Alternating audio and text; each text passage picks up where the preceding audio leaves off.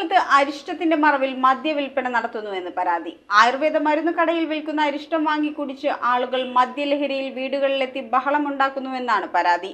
ആയുർവേദ കടയുടെ ലൈസൻസ് റദ്ദു ചെയ്യണമെന്നാവശ്യപ്പെട്ട് കുട്ടമ്പുഴ പഞ്ചായത്ത് ഓഫീസിലേക്ക് സ്ത്രീകൾ ഉൾപ്പെടെയുള്ള പരാതിക്കാർ ഇരച്ചുകയറിയതോടെ കട താൽക്കാലികമായി അടച്ചുപൂട്ടി.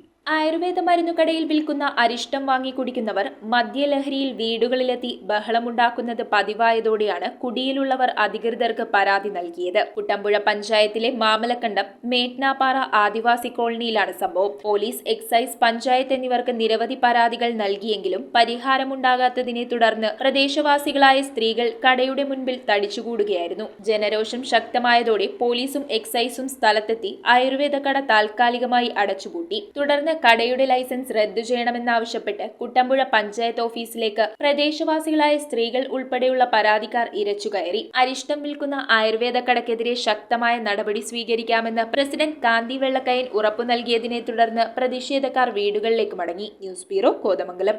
Would, modular, interior, steel, sofas എന്നീ ഫർണിച്ചറുകൾ ഒറ്റ ഫാക്ടറിയിൽ ഉൽപ്പാദിപ്പിക്കുന്ന ഏക സ്ഥാപനം.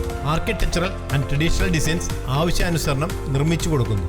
നിങ്ങളുടെ സ്വപ്ന ഭവനം ഒരു സ്റ്റേറ്റ് ഓഫ് ആർട്ടാക്കുവാൻ വിശ്വസ്തയോടെ എന്നും നിങ്ങളോടൊപ്പം. ഇറമ്പത്ത് ഇറ ഫർണിച്ചർ, കോട്ടപ്പടി, കോതമംഗലം. ഇനി കൂത്താടുകുളത്ത്.